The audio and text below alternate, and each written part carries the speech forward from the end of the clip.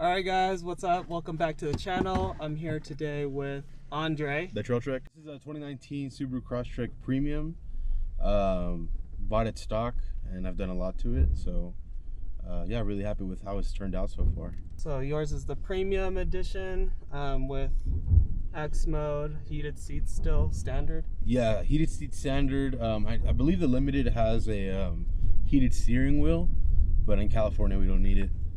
Also, actually the base model doesn't come with fogs and the Premium Up does come with fogs, so that was the selling point for it. I wanted fog lights. Nice. Yeah. And today we're kind of just trailing around Big Bear. Do you mind sharing definitely what brands you have, what you did to the suspension, maybe wheels and tires? Yeah, so starting off with suspension, I'm running the Rallytech 1-inch lift springs. I don't have any spacers, just straight spring, just because I think it's better fundamentally. I do eventually want to do something to prevent sag in the back, but for now the 1-inch lift is more than enough. Before the lift, I was actually running 235 75 15s, stock height. We had some slight rubbing in the back, but it rubbed till it rubbed no more, as they say. Yeah. So yeah, it was a good mod, definitely. Putting the springs in, and so the wheels and tires, the tires are slippy. Ooh. We're on some snow and the X mode is kicking all in and we're doing pretty good. Yeah, definitely. I did nothing to the brakes. It was all in X mode and it just like corrected itself. You just had to focus on the steering, so yeah, pretty interesting. X mode is I think really slept on. I've been surprised with what it can do, so I'm sure you're feeling it now and you're, oh, this is cool. Yeah, this is actually my first time driving X mode in the snow. Yeah, so so back to the wheels and tires. So the tires are Milestar Patagonia ATRs, again 235 75 15, and then the wheels are KMC 716 Nomads. We all good? Yeah, 716 Nomads in the bronze. So yeah, really happy with the setup. I really haven't seen a lot of people running my setup or even my wheels, so it's kind of cool being one of the few, you know. I really like your KMC wheels with the tires that you have on right now. And is this company Milestar, are they new or? Yeah, so Milestar is actually up and coming. Their big tire that they make is the Milestar Patagonia MT, which is what you're running. No, so that's the mud tire. The mud tires. Okay. I mean, I think they make up to 40s, like super huge sizes, which won't fit on this car. And I could have ran the MT, but I decided to go with the ATR just because you have the versatility of road and conditions such as the ones we're looking at right now. So it was a good option. So yeah, Milestars, they've grown a lot over the past year. It's a really good price tire, and you're getting like they say, a lot of bang for your buck. So yeah, they're not that bad. Yeah, I looked them up online after I asked you, like, hey, what tires are you running? And yeah, because I was in between the Wild Peaks and looking into these tires, and they're about the same price range. I think the Wild Peaks cost a bit more. Definitely. But definitely driving this snowy, muddy, and partially dirt trail it's doing really well, and we didn't even air down. Yeah, that's what I was just gonna say. We didn't air down. Yep. All right, so besides the wheels and tires and suspension upgrades, how are you liking them so far? Yeah, I think the biggest factor is MPG. Like, so when I first got my car and I didn't have aftermarket tires or wheels or anything, yeah, I put a fully Canyon XT on it. And like, so my MPG was always at 25, right? So I never experienced the 29, 32 that people get, right? Yeah. So when I threw the wheels and tires on, it went down to 24 or 23, sorry, and it was all good. So I was really surprised. Like, there's barely any road noise. The MPG is great, so I'm really happy with it. A lot of people, you know, like, I get the whole thing, like KO2s are proven and tested, and so are Wild Peaks and all that, but I wanted to try something different, and I'm happy that I did. And like this condition right now, when we were slipping, it's great. Like, they handled like nothing, right? It was just, they just kept moving. So yeah. So that's really good. Yeah. So you definitely like these tires a lot.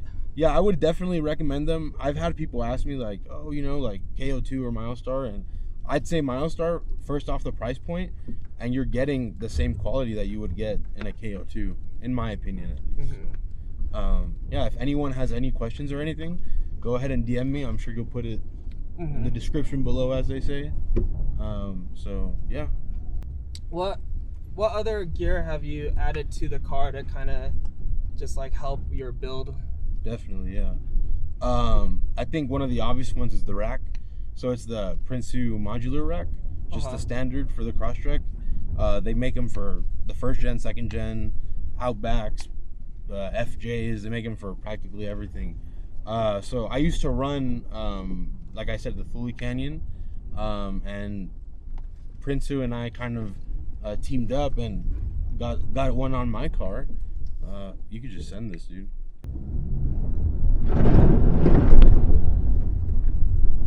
Nice. That was some thick ice. Yeah, I was kind of worried to like send it through because what if it was like solid, like oh my god, like what I had before.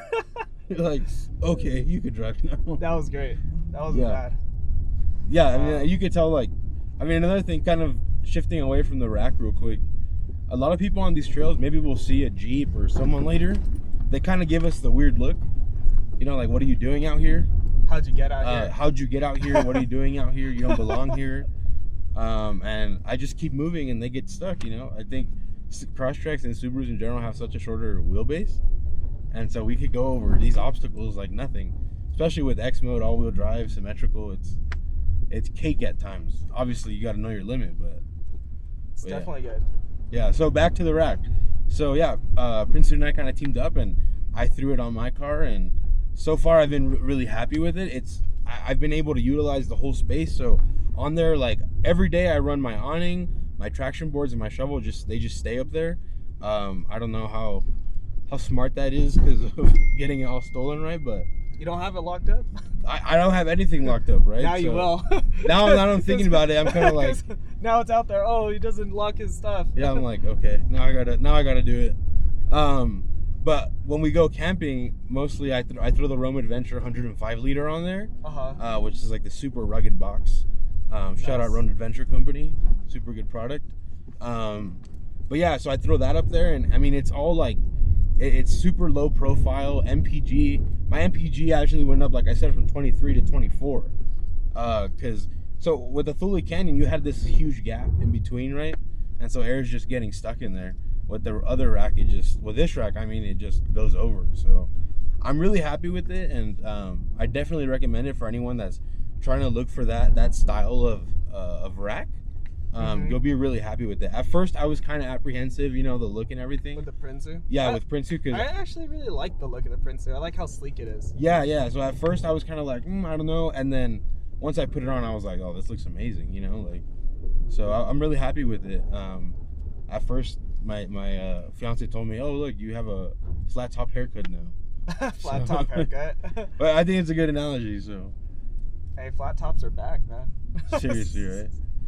Yeah, and then going kind of into, I mean, accessories, whatever you want to call them, lighting accessories. So I'm with Vision X Lighting out of Auburn, Washington.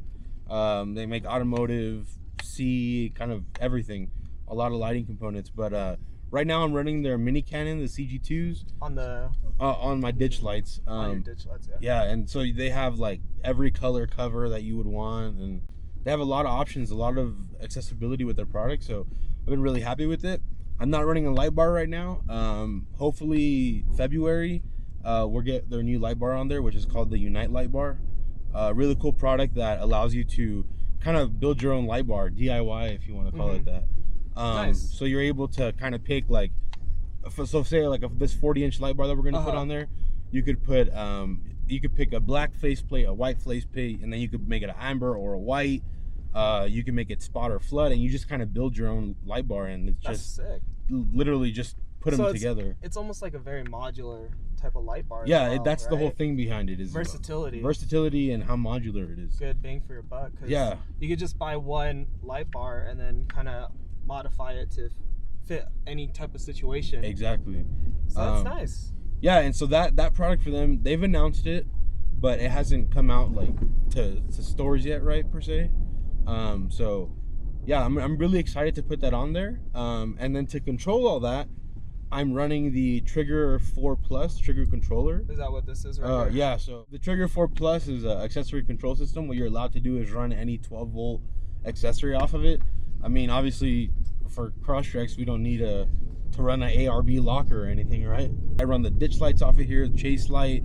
I also modified my air compressor, my Via air compressor, to run off the remote and just literally put it onto the tires. So you gotta teach me how to do that. Definitely. Because I got my Via air compressor as well, but okay, I need switches for stuff down the road. Yeah, so I mean, Trigger controller, they make a 4 and a 6. The 6, I mean, the 4 gives you a 30 amp, 2 30 amps and 2 10s. So super happy with it. I mean, there's a lot of people that have started to run it just because the price point is so good, and you are able to use the rocker switches and you're able to use your phone to control it. From the app, you could like dim them, you could do flash, you could do a lot of stuff. So it's a really good product. I really loved it. Now that we kind of touched base on a little bit about the mods that he's done to his Crosstrek, is there anything that you don't really enjoy or like about your Crosstrek? Disagree with, I think, is a better term. Sure. Yep. I mean, 2 straight off the bat that I could think of are space and the power of the car. So Crosstrek, 2nd gen Crosstrek comes with 152 horsepower compared to the 1st gen, which was 148. The only reason it went up for was because of fuel injection. That's literally the only difference. So I mean, you could feel it like getting on the freeway, or once you max out, it's like you don't have any more power, you know. I haven't encountered a trail or something where I needed that extra power, you know. The whole thing behind the Crosstrek is a commuter car that you have good MPG, etc., right? Yep. But we've turned it into this, right? So I can't really complain in that sense, right? If I wanted more power, I should have gone with Outback or whatever, right? The second thing is the space. I mean, the Prinsu rack has helped out a lot. Another thing that helped out that I just did was I took out my spare, and I put a lot of recovery gear in there. Yeah, I mean, I've slept back here with my Luno Life, and I mean, like, I'm like 5'10", 5'9", and I'm touching both the seat that's all the way up and the back door. Those 2 things are, I think, the most, I don't know, challenging with the car, or things I disagree with. Inconveniences, I guess. Inconveniences, but at the end of the day, like, the car was designed to do something else. Yeah. If you wanted that, like, space, if you wanted that power, there is car. those options, you know? Get a different car. So besides all that, like, what made you choose the Crosstrek ultimately? I mean, the reason I chose the Cross, so I used to have a Honda Civic. Yeah. And then I was like, you know, I need to get a new car. It's not reliable anymore. Let's go on to something new. So a buddy of mine got a Crosstrek, but he just used it as a commuter vehicle. And being the car guy that I am, I got the Crosstrek just to commute, and then I discovered Mountain Roo, and it all went downhill from there, right? So shout out to Mountain Roo. Yeah. Thanks for leading us down this rabbit hole. Yeah, seriously. It's like never ending. It's like, oh, look at this, look at that. So no, I remember like the first day I got it, I was just like, oh, I'm gonna look up some forums, you know, like I want to do this, I want to do that. Yeah. I mean, obviously, I wasn't a big like I can't say I'm a Subaru like lover my whole life, you know, like I'm not gonna lie. So to me it was just like, oh, Subaru has like the STI, you know. And I remember when like my friend got the Crosstrek, I was like, oh, does it have a turbo, you know? Because it's like a Subaru thing, like a Subaru has a turbo, you know. Yes. The Crosstrek doesn't. It could be argued that it should, but anyway, it's a different story. But yeah, so I got it for the MPG, and it did, like I said, it gave me 25, because right when I got it, I threw the rack on it, and then yeah, it all went downhill from there. So I've had it since I think August of 2019. It's January of August of 2018. Sorry. Oh, okay. And it's what, January 2020 now. 2020 now. Yep. So just passed the year mark a couple months ago, and we're already at 40,500 miles. Nice. I mean, one of the best thing that this car has done for me is it allowed me to get out. Yeah. You know, a lot of people, like, and I was one of these people, when I first got the car, I was scared to come on trails. Because I was like, I just got the car, like, this and that, like, what if I get stuck? What if I get stuck? What if this happens? What if I break something, you know? And I tell people, like, you just need to get out and do it. Gotta experience it. Yeah. You know? Everybody learns. Exactly. So everybody gets stuck, no matter how prepared you are and how much money you put into your rig and build it up. There's going to be a time where you get stuck, and that's what the recovery gear is made for. Exactly. We wouldn't have recovery gear available if people didn't get stuck. Yeah, so. And I'm a big believer, if you don't push your car to that limit, you're not going to get stuck, you know? Yeah, of course. Like, if you're not stupid, you'll be fine, you know? So, another argument people make is, like, they don't want to go, like, they're like, oh, well, I don't know, like, trails. And I live close to Big Bear, so I was just like, I was fortunate enough to just like, you know what, I'm just going to go to one and I'm just going to drive. If I get lost, I'll just turn around, you know? Yeah, exactly. And then now it's like, okay, well, I know this trail, I know that trail, and it all starts coming together. So if anyone out there is like apprehensive of getting out and doing this, my biggest advice would be like, just do it. Just get out there. Definitely bring a buddy though. Yeah, that's a good thing. I mean, definitely I've always buddied with Wagon Fred that you just met today. Really cool guy. So we've both kind of grown together in this. We kind of both started like we said, we bought a commuter car and then we went down the rabbit hole, you know. So Wagon, thanks for coming out, man. Yeah, seriously. Extra car, extra people to help out if anything. What are your top 3 favorite mods that you've done to your Subaru? Yeah, I think top 3 definitely. I'm gonna go just because of like I'm gonna do it based on performance and like how much it helped the car, right? Yeah. So number 1 straight off the bat is the Rally-Tech springs. The lift is like amazing, right? It's something that I used gives you enough cushion and room.